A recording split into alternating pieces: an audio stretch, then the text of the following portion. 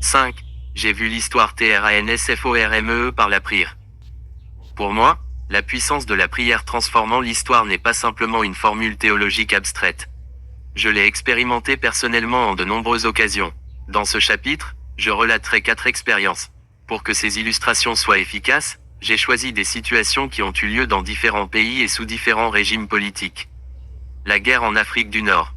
Entre 1941 et 1943, j'étais surveillant dans un hôpital des forces armées britanniques en Afrique du Nord. Je faisais partie d'une petite unité médicale qui travaillait avec 2 divisions armées britanniques, la première et la 7e division blindée. C'est cette dernière qui est connue sous le nom des rats du désert avec, pour emblème, une gerboise blanche.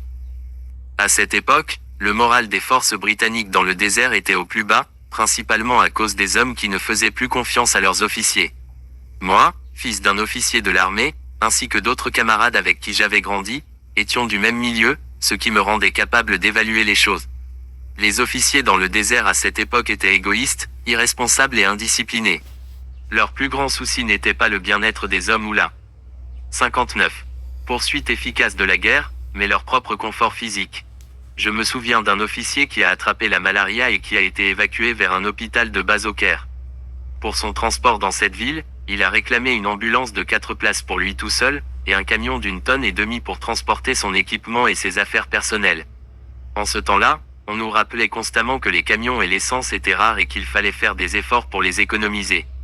Du Caire, cet officier a été évacué vers l'Angleterre, une procédure que ne nécessitait sûrement pas un simple cas de malaria.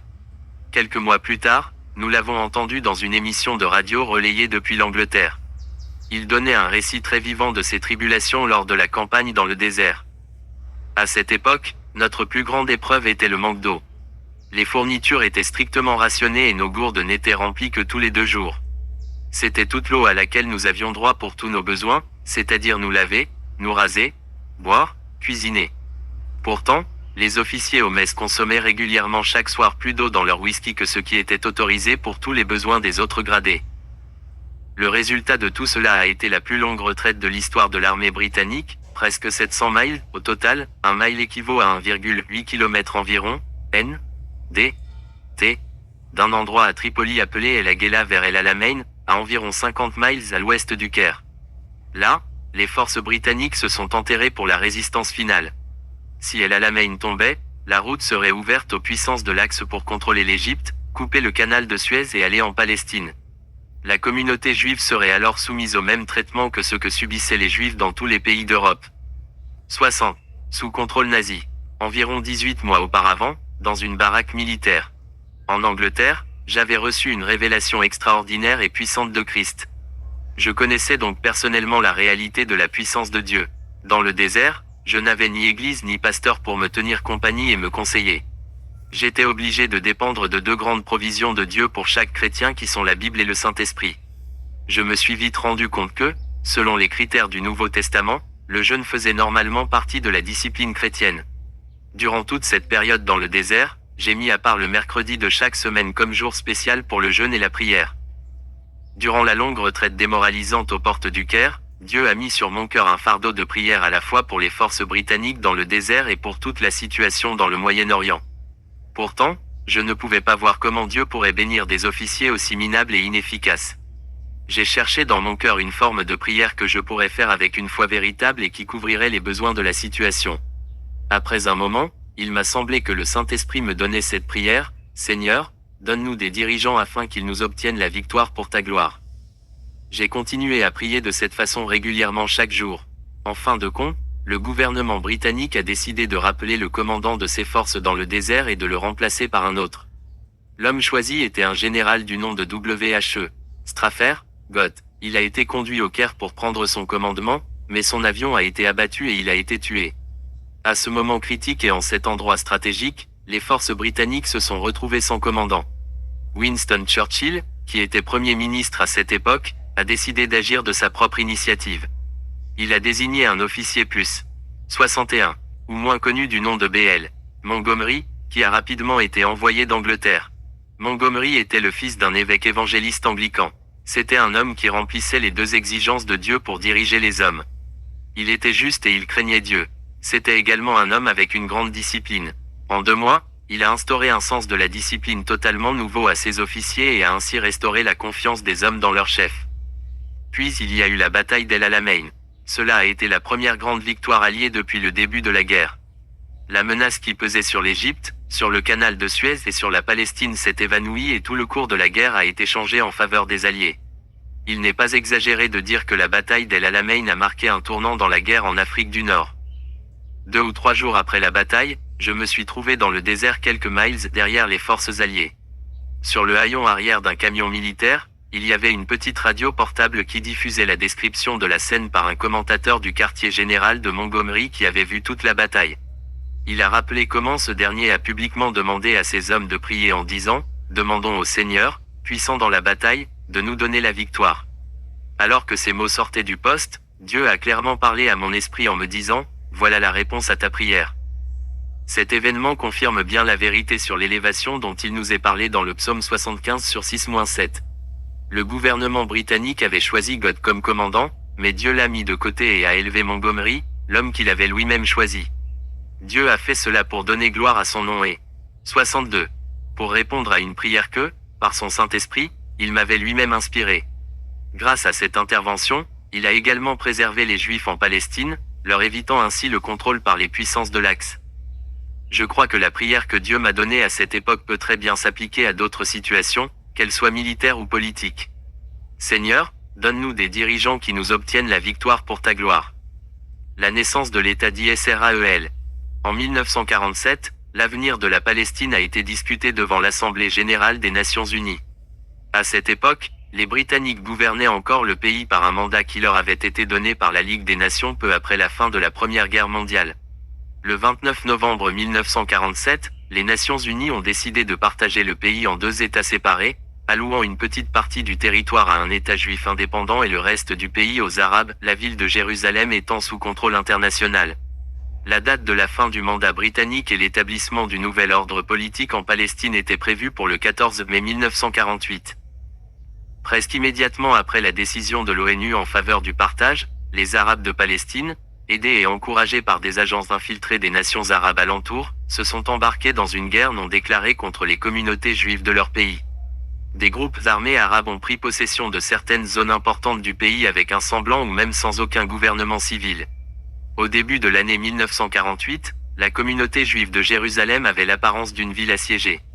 Les gens n'étaient plus ravitaillés en nourriture ni en marchandises, et ils mouraient presque de faim. 63. À la date prévue pour l'inauguration du nouvel État juif, toutes les nations arabes l'entourant lui ont déclaré simultanément la guerre. Presque 650 000 juifs ayant le minimum d'armes et d'équipements, et sans force militaire officiellement constituée, se sont trouvés confrontés à chaque frontière à un monde arabe hostile de 50 millions de personnes, possédant une armée entraînée et d'abondants équipements militaires. Les dirigeants des nations arabes ont publiquement déclaré leur intention d'annihiler l'État hébreu nouveau-né et de jeter les Juifs dans la mer. À cette époque, ma femme Lydia et moi-même vivions avec nos 8 filles adoptives dans le centre juif de Jérusalem. Nous occupions une grande maison au sud-est de l'intersection entre l'avenue du Roi Georges et une rue menant à l'est vers la porte de Jaffa située dans la vieille ville. Lydia vivait à Jérusalem ou dans ses alentours depuis 20 ans. Elle avait été témoin d'une longue série de conflits dans cette zone entre les Arabes et les Juifs. Elle se rappelait que ces derniers avaient toujours été peu armés et mal préparés pour résister à l'attaque. Mais dans cette heure critique, il semblait que l'inégalité était encore plus grande que les autres fois et que les conséquences de la défaite seraient terribles à contempler. Ensemble, Lydia et moi avons cherché dans les Écritures des paroles d'encouragement ou de direction de la part de Dieu.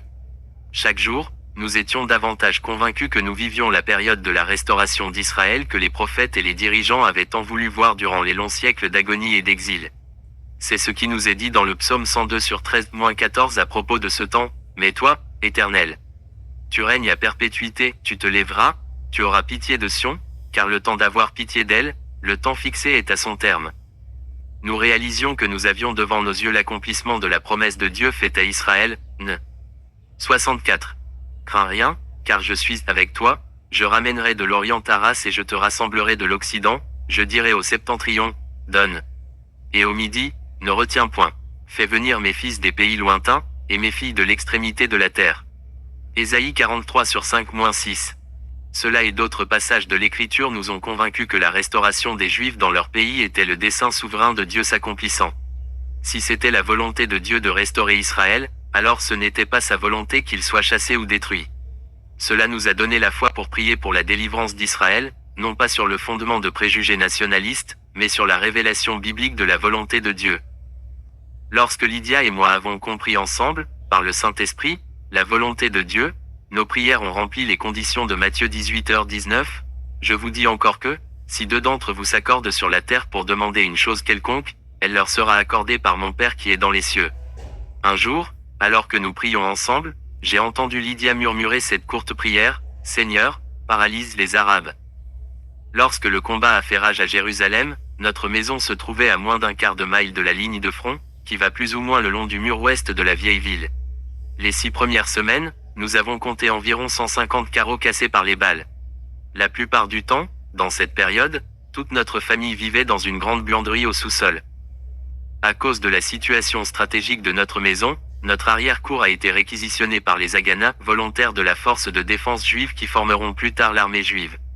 Un poste d'observation sous le commandement 65 d'un jeune homme nommé Phinéa était situé dans la cour.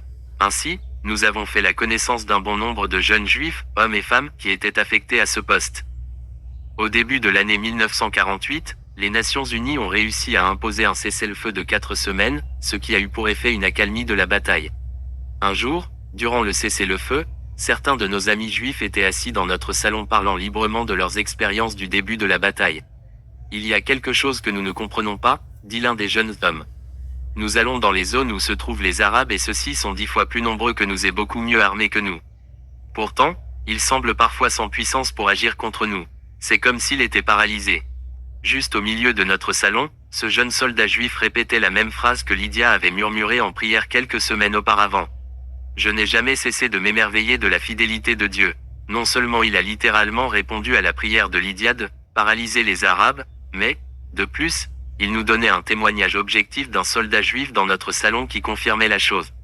La volonté de Dieu d'accorder à Israël l'occupation permanente de leur pays s'est terminée d'une façon miraculeuse par la perte de quelques vies au lieu de beaucoup plus sans son intervention. Ce sont les armées arabes avec leur supériorité en armes et en nombre qui ont été battues et refoulées. Les 20 années qui ont suivi cette première victoire d'Israël ont été consolidées par des victoires tout aussi extraordinaires dans 2 autres guerres. Aujourd'hui, l'État d'Israël est fermement établi et a fait d'étonnants progrès dans presque tous les domaines de sa vie nationale. 66. Pour Lydia et moi, tout cela a eu beaucoup plus de signification qu'un simple récit d'exploits militaires ou politiques étonnants. Chaque fois que nous recevions des nouvelles sur les progrès de développement d'Israël, nous nous disions avec une grande satisfaction intérieure, nos prières ont joué un rôle dans ces progrès. La fin de l'ère stalinienne. De 1949 à 1956, j'étais pasteur d'une église à Londres, en Angleterre. Je m'intéressais toujours de près aux relations de Dieu avec le peuple juif à cause de mes expériences à Jérusalem au moment de la naissance de l'État hébreu. Au début de l'année 1953, j'ai été informé de sources sûres que Joseph Staline, qui dirigeait à cette époque l'Union des républiques socialistes soviétiques en dictateur absolu, prévoyait une purge systématique contre les Juifs de Russie. Alors que je méditais sur cette situation, le Seigneur m'a rappelé l'exhortation aux chrétiens à propos des Juifs, de même que vous avez autrefois désobéi à Dieu et que par leur désobéissance vous avez maintenant obtenu miséricorde, de même ils ont maintenant désobéi, afin que, par la miséricorde qui vous a été faite, ils obtiennent aussi miséricorde. Romains 11h30-31. Je sentais que, quelque part, Dieu me mettait sur le cœur la responsabilité des Juifs de Russie. J'ai partagé mes sentiments avec les dirigeants de quelques petits groupes de prière en différents endroits d'Angleterre, qui avaient aussi un fardeau particulier pour les Juifs. Nous avons décidé de mettre à part un jour pour la prière et le jeûne pour les Juifs de Russie. Je ne me souviens pas de la date exacte choisie, mais je crois que c'était un jeudi. Tous les membres de nos groupes se sont engagés volontairement à s'abstenir de nourriture ce jour-là et 67. De consacrer un temps spécial à la prière pour demander à Dieu d'intervenir en faveur des Juifs de Russie. Notre propre communauté est venue ce soir-là à une réunion de prière consacrée essentiellement à ce sujet. Il n'y a eu aucune manifestation spirituelle particulièrement extraordinaire lors de cette réunion, aucune sensation d'avoir été béni ou touché dans ses émotions. Mais, dans les 2 semaines qui ont suivi ce jour, le cours de l'histoire de la Russie a été changé par un événement décisif, celui de la mort de Staline. Il avait 73 ans. Aucun signe de maladie ou de mort imminente n'avait été donné au peuple russe. Jusqu'à la dernière minute, 16 médecins russes parmi les plus qualifiés ont lutté pour lui sauver la vie, en vain. On a dit que sa mort avait été provoquée par une hémorragie cérébrale. Disons clairement qu'aucun des membres de nos groupes n'a prié pour la mort de Staline. Nous avions simplement remis la situation de la Russie à Dieu et nous avons fait confiance à sa sagesse pour la réponse nécessaire. Je suis cependant convaincu que la réponse de Dieu s'est faite à travers la mort de Staline. Dans Actes 12, il nous est raconté un événement similaire en réponse aux prières de l'Église primitive. Le roi Hérode avait exécuté l'apôtre Jacques, le frère de Jean, puis il a procédé à l'arrestation de Pierre et voulait l'exécuter juste après la Pâque. À ce moment-là, l'Église de Jérusalem s'est consacrée à la prière, sincèrement et sans relâche, pour Pierre, ce qui a eu pour résultat l'intervention surnaturelle de Dieu qui a envoyé un ange et Pierre a été délivré de la prison. En ce sens, les prières de l'Église pour Pierre ont été entendues, mais il restait à Dieu à s'occuper du roi Hérode. Dans les derniers versets du chapitre, Luc donne une 68 image vivante d'Hérode, ornée de ses apparats royaux, faisant un discours au peuple de Tyr et de Sidon. À la fin de son discours, les gens applaudissaient et criaient « Voix d'un Dieu et non d'un homme ». Acte midi 22, enflé de vanité à cause de son œuvre, Hérode a accepté les applaudissements. Cependant, le récit conclut, au même instant, un ange du Seigneur le frappa, parce qu'il n'avait pas donné gloire à Dieu. Et il expira, rongé par les vers. Midi 23, le résultat de la puissance de la prière dans l'histoire humaine peut parfois être rapide et terrible. Il reste à citer brièvement les conséquences de la mort de Staline. La purge prévue en Russie n'a pas eu lieu. Au lieu de cela, une période de changement dans la politique intérieure russe a été instaurée. Elle était d'une si grande portée qu'elle a plus tard été connue sous le nom de déstalinisation. En fin de compte, le propre successeur et ancien associé de Staline, Khrouchtchev, a publiquement dénoncé la cruauté et l'injustice des persécutions envers le peuple juif. Plus tard, la propre fille de Staline, élevée dans l'enseignement athée du communisme, s'est enfuie de son pays natal et a trouvé refuge dans le pays que son père avait le plus maltraité. Elle a ensuite professé sa foi en un juif crucifié dont les disciples avaient été cruellement persécutés par son père. Les douleurs de l'enfantement au Kenya. Entre 1957 et 1961, Lydia et moi étions éducateurs missionnaires au Kenya, en Afrique de l'Est. J'étais proviseur d'un collège de formation d'enseignants à l'ouest du pays. Pendant cette période, le Kenya se remettait encore douloureusement des agonies sanglantes du mouvement Momo qui avait créé une amère méfiance et la haine à la fois entre Africains et Européens, et entre les différentes tribus d'Afrique. De plus, le pays était en train de se préparer en hâte. 69. À la fin du protectorat britannique et à l'indépendance nationale. Cela devait se terminer en 1963. En 1960, le Congo belge, à l'ouest du Kenya, a obtenu son indépendance. Sans préparation adéquate, les différents groupes africains du Congo ont été incapables de se gouverner eux-mêmes et ont rapidement été plongés et entraînés dans une série de guerres civiles sans fin. De nombreux Européens résidant au Congo se sont enfuis au Kenya, emmenant avec eux des images horribles de la lutte et du chaos qu'ils laissaient derrière eux. Face à ce contexte, les prévisions des experts politiques pour l'avenir du Kenya étaient très sombres. On prédisait généralement que le Kenya suivrait la trace malheureuse du Congo, mais avec des problèmes encore plus graves dus aux antagonismes internes hérités des Momo. En août 1960, j'étais l'un des nombreux missionnaires prêchant durant une convention pour les jeunes africains à l'ouest du Kenya. 200 jeunes environ étaient réunis dans l'assistance, dont la plupart étaient enseignants ou étudiants. Un nombre considérable de ces étudiants ou anciens étudiants sortaient du collège dont j'avais été proviseur. La convention s'est terminée un dimanche. Lors de la dernière réunion, nous avons été témoins de l'accomplissement de la prophétie de Joël que Pierre cite dans les Actes. Dans les derniers jours, dit Dieu, je répandrai de mon esprit sur toute chair, vos fils et vos filles prophétiseront, vos jeunes gens auront des visions, et vos vieillards auront des songes. Acte 2h17. Un collègue missionnaire du Canada a apporté le message final qui a été traduit en swahili par un jeune homme nommé Wilson Mamboleo, récemment sorti de notre collège. Les 2 premières heures de la réunion ont suivi un schéma. 70.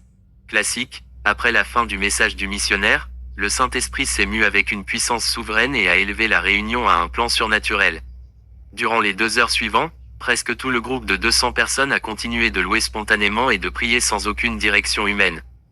À un certain moment, j'ai eu la conviction qu'en tant que groupe, nous avions touché Dieu et que sa puissance était à notre disposition.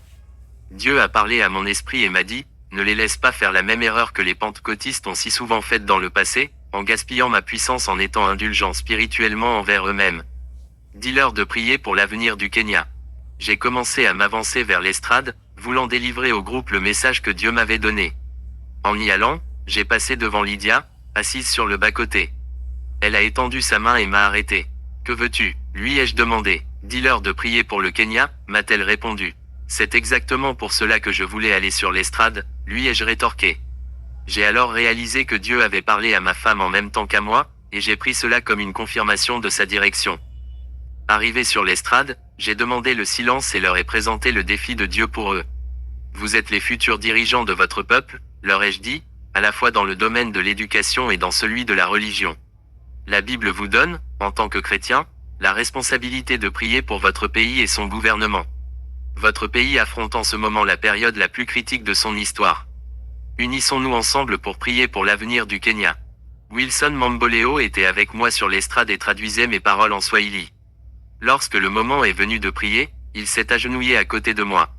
Comme je conduisais. 71. La prière, presque toutes les personnes présentes se sont jointes à moi pour prier à haute voix. Le bruit de toutes les voix s'élevant dans la prière m'ont rappelé un passage d'Apocalypse 19/6, et j'entendis comme une voix d'une foule nombreuse, comme un bruit de grosses eaux, et comme un bruit de tonnerre. Le bruit de la prière est allé crescendo, puis a soudainement cessé. C'était comme si quelque chef d'orchestre invisible avait abaissé sa baguette. Après quelques instants de silence, Wilson s'est levé et a parlé à la congrégation. Je veux vous dire ce que le Seigneur m'a montré pendant que nous prions, a-t-il dit. J'ai réalisé que Dieu lui avait donné une vision lorsqu'il s'était agenouillé pour prier. Wilson a alors relaté sa vision d'abord en anglais, puis en swahili. J'ai vu un cheval rouge venant vers le Kenya de l'Est, a-t-il raconté.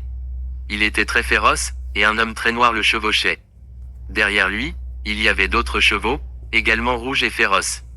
Alors que nous étions en train de prier, j'ai vu tous les chevaux faire demi-tour et repartir vers le nord. Wilson s'est arrêté un instant, puis a continué. J'ai demandé à Dieu de me dire la signification de ce que j'avais vu, et voici ce qu'il m'a dit, seule la puissance surnaturelle de la prière de mon peuple peut détourner les troubles qui viennent sur le Kenya. Pendant plusieurs jours, j'ai médité sur ce que Wilson nous avait dit. J'ai réalisé que sa vision était en quelque sorte similaire à celle relatée dans Zacharie 1/7-11. Je lui ai demandé s'il connaissait ce passage de Zacharie et il m'a répondu par la négative. J'en suis venu à la conclusion que, par cette vision, Dieu nous donnait l'assurance qu'il avait entendu nos prières pour le Kenya et qu'il allait intervenir d'une façon concrète pour le bien du pays. Les événements qui ont suivi dans 72, l'histoire du Kenya ont confirmé cette pensée. Durant la période du protectorat anglais, le Kenya était l'un des 3 États composant l'Est africain anglais, les 2 autres étant l'Ouganda à l'ouest et le Tanganyika au sud. Le Tanganyika a plus tard été rebaptisé Tanzanie. Le Kenya a obtenu son indépendance le 12 décembre 1963. Les 2 autres États avaient déjà obtenu la leur un peu avant. Immédiatement après leur indépendance, un gouvernement national a été élu au Kenya avec, pour premier président de la nation, Jomo Kenyatta. En janvier 1964 a eu lieu, dans l'histoire du pays, la manifestation exacte de la vision de Wilson. Une révolution sanglante a éclaté au Zanzibar, sur la côte du Kenya.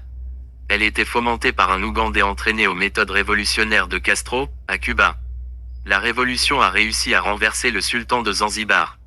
Au cours du même mois, un mouvement révolutionnaire a atteint l'armée nationale de Tanzanie, et son influence s'est répandue également à l'armée du Kenya. Le but était de renverser le gouvernement élu du Kenya et de le remplacer par une dictature militaire sous contrôle communiste. Face à cette situation de crise, le nouveau président du pays, Jomo Kenyatta, a agi avec sagesse et fermeté. S'assurant du concours de l'armée britannique, il a supprimé le mouvement révolutionnaire dans l'armée du Kenya et a restauré la loi et l'ordre dans le pays. Ainsi, l'autorité du gouvernement élu du Kenya a été préservée, et la tentative communiste de coup d'État militaire a été un échec complet. Dans la vision de Wilson, les chevaux rouges qui tournaient autour du Kenya s'enfuyaient vers le nord. Au nord, le long de la côte africaine, se trouve la Somalie. Le coup d'État, 73, militaire qui a échoué au Kenya a été un succès en Somalie. On a plus tard dit que la Somalie était un camp militaire communiste. Les autres pays bordant le Kenya ont également connu de sérieux problèmes politiques. Au sud, en Tanzanie, une forte influence communiste a apporté de nombreuses limitations à la liberté politique. À l'ouest, en Ouganda, il y a eu une série de gouvernements instables et de luttes tribales internes avec un effort soutenu des musulmans pour prendre le contrôle du pays et faire de l'islam la religion officielle du pays. Pourtant, Au milieu de tout cela, le Kenya a réussi dans une large mesure à combiner l'ordre et le progrès alliés à un haut niveau de liberté politique et religieuse. L'attitude du gouvernement du Kenya envers les chrétiens a toujours été placée sous le signe de l'amitié et de la coopération. Bien que le président ne soit pas lui-même chrétien, il a officiellement invité différents corps chrétiens au Kenya pour enseigner le message de la chrétienté dans chaque école du gouvernement dans le pays. Sous de nombreux aspects, le Kenya est devenu un centre stratégique d'où des chrétiens nationaux formés peuvent aller porter le message de l'évangile dans les pays avoisinants. Parfois, Dieu utilise des moyens inattendus pour nous donner des nouvelles. En octobre 1966, j'étais dans une agence de voyage à Copenhague, réglant les détails d'un vol pour Londres. Tandis que j'attendais que mon billet soit prêt, j'ai pris une édition anglaise du London Times. Il y avait un encart spécial de 16 pages exclusivement consacré au Kenya. En substance, le thème de ce supplément était que le Kenya avait réussi à être le pays le plus stable et le plus prospère sur la cinquantaine de nouvelles nations qui avaient émergé sur le continent africain depuis la fin de la Seconde Guerre mondiale. Alors que je tournais les pages, il m'a semblé entendre la voix. 74. Inaudible de Dieu me dire, c'est ce que je peux faire lorsque les chrétiens prient avec foi pour le gouvernement de leur nation.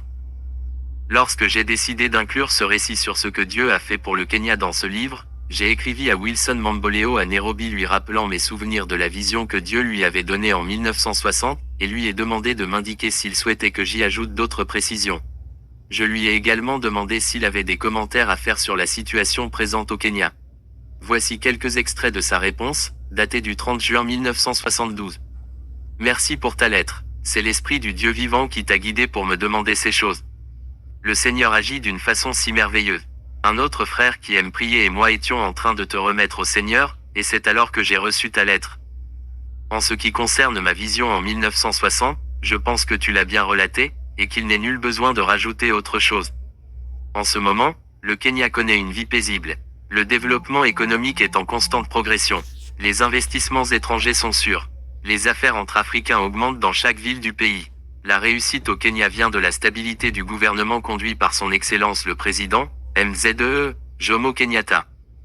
Je peux dire que Dieu a choisi cet homme pour conduire notre nation à ces temps-ci. De nombreux autres chrétiens fidèles du pays et moi-même prions pour lui, pour que Dieu lui donne la sagesse. De nombreuses personnes dans le pays ne savent pas qui sera le successeur du président Kenyatta à sa mort. Oh, 75. Dieu des hommes, il n'existe personne de ce calibre, possédant une force de commandement, acceptée par tous. Cependant, je crois, et c'est ce que je dis à ceux que je rencontre, que Dieu pourvoira, et trouvera un homme, mais uniquement en réponse à la prière fervente des saints.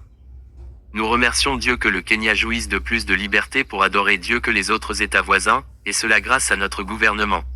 En Tanzanie, la religion, et particulièrement le christianisme, a été supprimée. Les réunions évangéliques en plein air ne sont plus autorisées, sauf si l'on possède une autorisation des autorités. En Ouganda, le gouvernement militaire du général Amin, musulman, demande à toutes les confessions religieuses de devenir écuméniques. Récemment, le général Amin a créé un mélange de cultes, des prières musulmanes dites dans une église chrétienne, tandis que lui assistait aux prières. Le gouvernement militaire de Somalie est socialiste.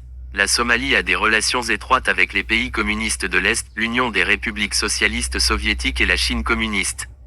Une grande quantité d'aides financières et matérielles sont données à la Somalie, tout comme la Tanzanie reçoit de l'aide de la Chine, y compris des entraînements militaires et des envois de bombardiers MiG. Pendant ces 12 années, l'histoire du Kenya et des nations qui l'entourent ont montré l'exactitude de la vision que Dieu avait donnée à Wilson en 1960. L'intervention de Dieu en faveur du Kenya s'est faite par l'intermédiaire d'un groupe de chrétiens qui se sont unis pour prier selon l'Écriture pour le gouvernement et l'avenir de leur pays.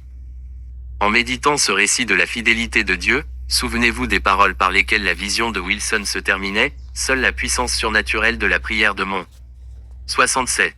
Peuple peut détourner du Kenya les troubles qui le menacent. N'y a-t-il pas une bonne raison de croire que ces paroles peuvent aussi s'appliquer à votre pays comme au mien?